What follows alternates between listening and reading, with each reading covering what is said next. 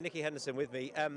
We need to reflect on your horse and his incredible performance in the Champion Hurdle, and also really on a golden hour for Cheltenham with Honeysuckle winning the subsequent race. Have you ever known anything quite like it? No, I was saying that quite some time ago. I think I've been coming to this place quite a long time. It's one of the greatest theatres in the world.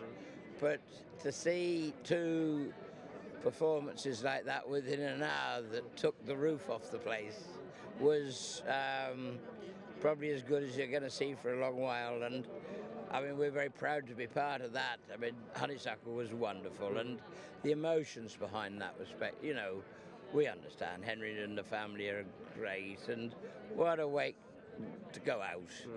And then on the other hand, we've got Constitution, who's sort of coming in really, but it feels that if, you know, everybody expected him to be there before he got here, but he was amazing, and he is just quite extraordinary.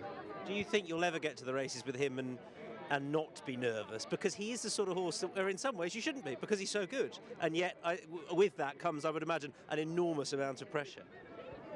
I was just upstairs talking with John Gosden. He said, "I think I know where you've just been." And unless you've been there, you wouldn't know what it was, what it is like. You know, anything but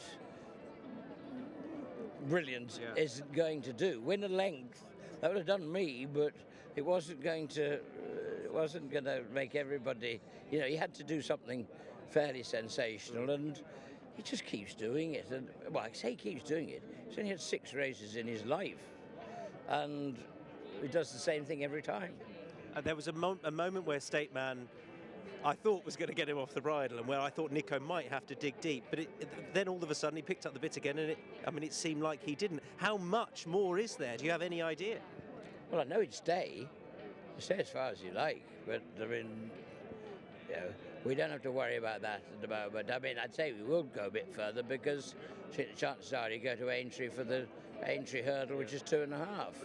But then we have a happy summer, I hope, of sitting down and thinking how we tackle next year and what we do. Well, Michael's talked bigger obstacles. Well, how do you feel about that? Where's he going? Royal Ascot, I expect. I mean, listen, novices won a Gold Cup, Nicky. but in all seriousness, do you have a feeling about what you would want to do about the larger obstacle? No, I mean, I remember a few years ago with Altior sitting down and wondering what to do, you know, whether to stay. I said he will win the Champion Hurdle, but will we go novice racing? We went novice racing, and he won 19.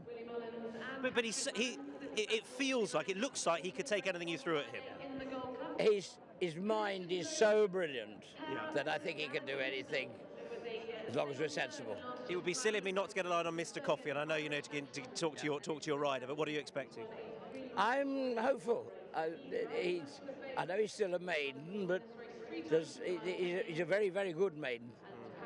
Well, you've worn his jumper. Well done. Yeah, thanks. Subscribe to Racing TV's YouTube channel now to watch more great races like this.